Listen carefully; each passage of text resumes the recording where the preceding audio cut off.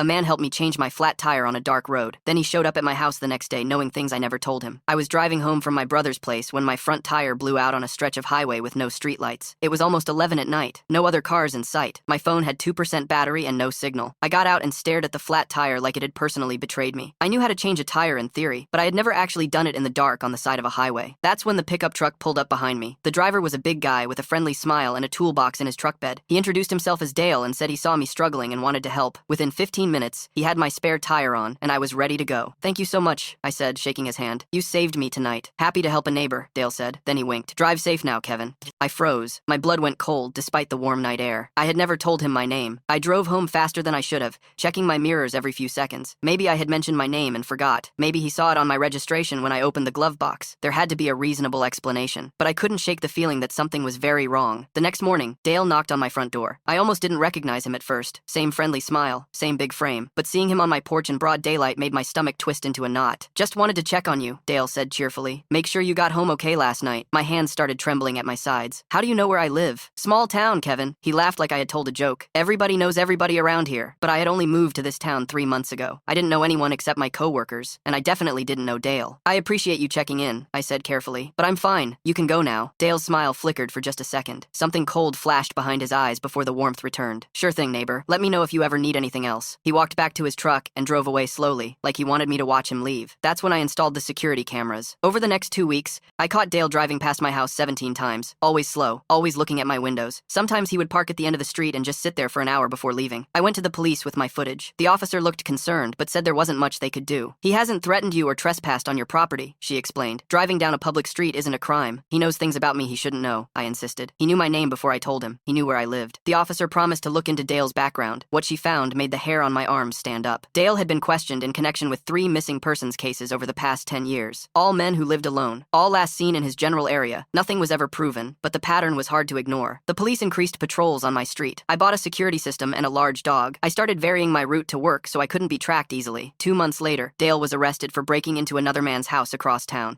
The police found a room in Dale's basement filled with photos and personal items from dozens of people he had been stalking for years. Some of them matched the missing persons cases. My photo was on his wall, along with my work schedule, my license plate number, and notes about my daily routine. The detective called to tell me what they found. "You're lucky," she said quietly. "We don't know what he was planning, but you were definitely on his list." Dale got 25 years for stalking, burglary, and evidence connected to one of the missing persons cases. The other 2 cases are still open, but everyone knows he was responsible. I moved to a different state after the trial. New house, new job, new life in a city where no one knows my name unless I tell them. I still don't accept help from strangers on dark roads anymore. Some kindness comes with a price you can't afford to pay.